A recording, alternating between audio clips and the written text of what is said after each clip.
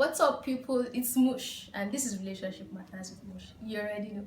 I'm here with a special guest. His name is Mr. Ibeto. Okay, Mr. Ibeto is Igbo and he's married to a Yoruba lady, so he's here to talk to us about cross-cultural marriages. Relationship Matters with Mush. Do you mind introducing yourself? Good morning. I'm Mr. Ibeto Chukwu.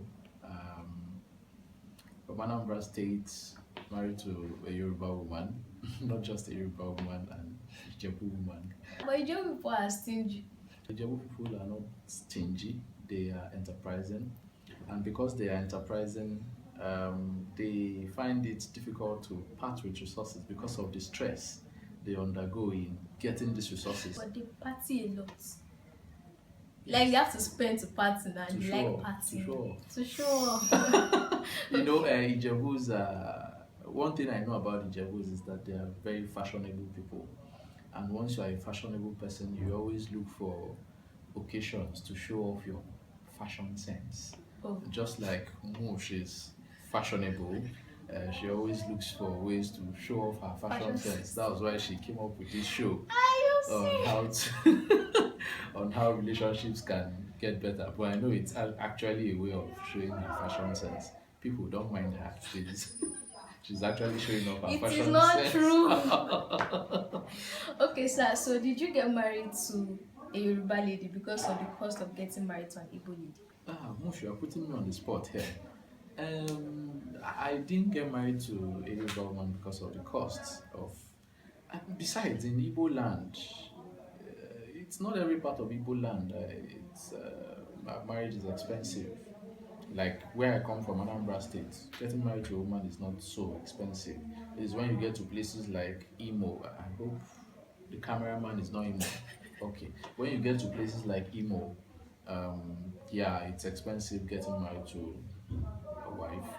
When you get to Rivers, in fact, in Rivers, I learned the higher educated the lady is, the higher your bride price. I remember following a friend to get married to somebody from Rivers. The bride price was 1 million because she was a master's degree holder. But in Anambra, it's not like that. So I had options from Anambra State, but of all the options I had, my wife, who is a Yoruba woman, stood out. So I got married to her because I saw some qualities in her which those from Anambra did not have. Okay. Yeah. So, how did your parents react to your getting married to a Yoruba lady? I remember when I first mentioned it, that I was getting married to a Yoruba woman.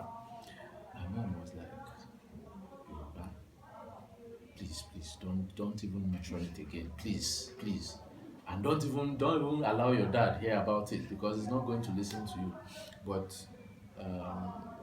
after a series of convincing, I even constituted what I called a begging committee then.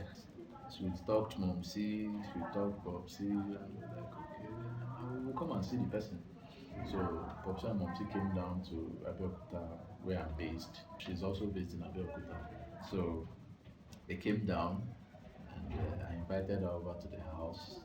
They discussed. And when she left, they were like, okay, I think she's not bad. But where is she from? I said, Ijebu. They said, Ijebu. No. I was like, okay, but you guys like her now. And again, another thing that helped was that my mentor, very close to the family, he married a Yoruba woman. And their marriage is heaven on earth. So I said, look at Austin Okachi now. His wife is Yoruba. They're not doing badly, you know. So how did our own parents take it? No, her parents didn't react to it at all. So I hope you are not a feminist. No. What can I do? If a Hausa man comes to you, no, I don't think so. What if an Igbo man? No. To fear. Hausa men even like getting married to more than one wife. And me, yeah, can I even agree? Oh.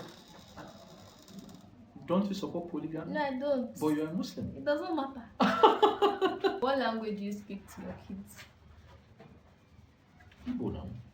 Why not Yoruba? Why? I'm an Igbo man. your wife is Yoruba and you The people are in the kids are Yoruba Igbo. land. The kids are Igbo. Okay, where are you from? I'm from Kwara State. Why are you from Kwara State? Because my parents are from No, Kwara no, no, no, State. no, no. You are from Kwara State because your dad is from Kwara State, isn't it? Yes. Haha. So my children are Igbo because their dad is Igbo. So I speak Igbo to them. But so you people don't argue about it. Like, I want my daughter to speak English. I'm Yoruba. And the argument is always silent. It's never been voiced out really. So after I speak Igbo to the girl, because we have just a daughter for now. So after I speak Igbo to the girl, when I'm in the study trying to read books, I hear the mother speaking Yoruba to her. And I'm like, okay.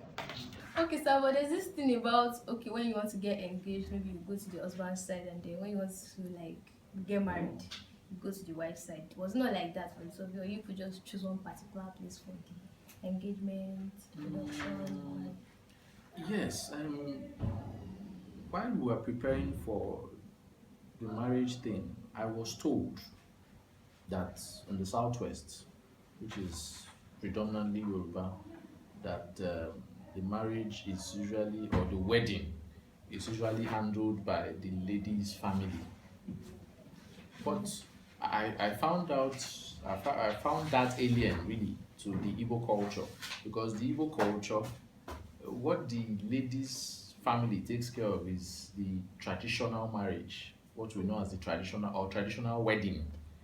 There's what we call traditional wedding. It's known as Iwanko. Iwanko Is it Iwan? Iwanko. Iwanko. Ibanpo. Well, don't break your jaw. What is usually done in Iwanko is to pour the wine and give to the husband to be. So that occasion is usually hosted by the lady's Side. Okay. family. But the wedding, that's the white wedding, that's if they are Christians. Of course, in the East, we are predominantly Christians. So the wedding ceremony or the white wedding takes place in the man's church. Okay.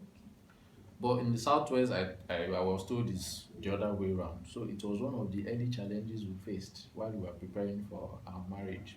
They said, oh no, everything has to be from the lady's side. And we were like, no, she's not getting married to a Yoruba man.